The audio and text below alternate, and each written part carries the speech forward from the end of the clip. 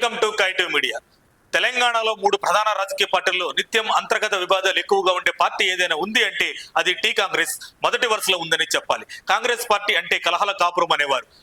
ఎవరినైనా స్వేచ్ఛగా విమర్శలు చేయవచ్చు, బహిరంగంగా దూషణలకు దిగొచ్చు. దీనికి వారు పెట్టుకున్న పేరు అంతర్గత ప్రజాస్వామ్యం. ఇదే తెలంగాణలో కాంగ్రెస్ పార్టీని 10 ఏళ్ల పాటు అధికారానికి దూరం చేసింది.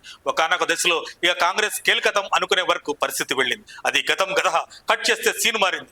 కారు స్పీడ్ కి బ్రేక్ లేసింది హస్తం. దీంతో కాంగ్రెస్ మళ్లీ పవర్ లోకి వచ్చింది. సీఎం రేవంత్ నేతృత్వంలో నడుస్తున్న ప్రస్తుత కాంగ్రెస్ పార్టీలో ఉన్న పళంగా సరికొత్త మార్పు కనిపిస్తుంది. జిల్లాలో ఒకరిద్దరు లీడర్ల మధ్య అంతర్గత విభేదాల మినహా రాష్ట్ర స్థాయి నాయకత్వంలో గతంతో పోలిస్తే పెద్దగా వర్గపోరు కనిపించడం లేదు. గతంలో సీఎం ను పిసిసి చీఫ్ నిర్ణయాలను కూడా బహిరంగంగానే విభేదించేవారు సొంత పార్టీ నేతలు. కానీ ఇప్పుడు ఆ పరిస్థితి లేదు. టీం వర్క్ లో రేవంత్ బృందం ఒకటిగా ముందుకు వెళుతుంది. అప్పుడప్పుడు రాజగోపాల్ రెడ్డి కాస్త కసు బుస్ అన్న మళ్లీ రేవంత్ తో కలిసిపోతున్నారు. రేవంత్ నాయకత్వానికి ఢిల్లీ పెద్దలు సైతం ఫిదా అవుతున్నారనటంలో ఎలాంటి సందేహం లేదు.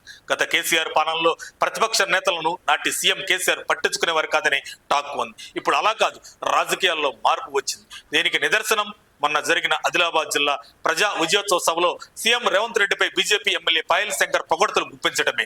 సీఎం రేవంత్ ది గొప్ప మనసు అన్నారు. తనకు సీఎం రేవంత్ పై విశ్వాసం, నమ్మకం ఉందని తెలిపారు. తాను గెలిచింది బీజేపీ ఎమ్మెల్యేగా అయినా తన నియోజకవర్గానికి ఏది అడిగినా సీఎం కాదనకుండా చేస్తున్నారని పొగిడారు.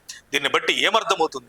ఎమ్మెల్యే ఏ పార్టీ అయినా సరే సీఎం రేవంత్ రెడ్డి దగ్గరికి వచ్చి మాకు ఇది కావాలి, అది కావాలి అని అడిగితే తప్పకుండా కృషి చేస్తున్నాడని చెప్పడానికి నిన్నటి సంఘటనే సాక్ష్యమని పాయల్ శంకర్ అంటున్నారు. అది అందరికీ నిదర్శనంగా కూడా తెలుస్తుంది.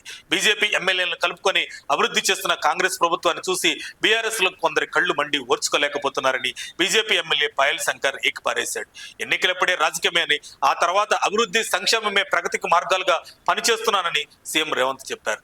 రాష్ట్ర అధినేతగా పదవీ బాధ్యతలు చేపట్టిన 2 ఏళ్లలో ఒక్కరోజు కూడా సెలవు తీసుకోలేదన్నారు. చిన్న వయసులోనే ముఖ్యమంత్రి పదవి భరించిన ఎలాంటి ఒడిదుడుకులకు తావివ్వకుండా అందరినీ కలుపుకొని ప్రజల గౌరవ మర్యాదలు పొందేందుకు నిరంతరం పనిచేస్తున్నట్లు తెలిపారు. రాష్ట్రాన్ని పట్టి పీడించిన ప్రభుత్వాన్ని 2023లో ప్రజలు మట్టి కరిపించారని ఎద్దేవా చేశారు. బారాస 10 ఏళ్ల పాలనలో ప్రతిపక్ష సభ్యులుగా ఉన్న నేను, సీతక్క అసెంబ్లీకి వెళితే పోలీసులతో నిర్బంధించారని చెప్పుకొచ్చారు. ప్రభుత్వ బహిరంగ సభల్లో ప్రతిపక్ష నేతలకు పాల్గొనే అవకాశం ఇవ్వలేదు. ఒకవేళ అవకాశం ఇచ్చినా మాట్లాడనిచ్చేవారు కాదు. కాంగ్రెస్ పాలనలో అలాంటి వాటికి తావులేదు. భాజపాకు చెందిన ఎంపీ ఎమ్మెల్యేలకు మాట్లాడే అవకాశం కల్పించాం. మాకు రాష్ట్రాభివృద్ధి మాత్రమే ముఖ్యమని సీఎం రేవంత్ రెడ్డి తెలిపారు. మరిన్ని అప్డేట్స్ కోసం మా కాయ్ టీవీని సబ్స్క్రైబ్ చేసుకోండి. మా వీడియో కనుక మీకు నచ్చినట్లయితే లైక్ చేయండి, షేర్ చేయండి. మీ విలువైన అభిప్రాయాలను కామెంట్ బాక్స్లో తెలియజేయండి.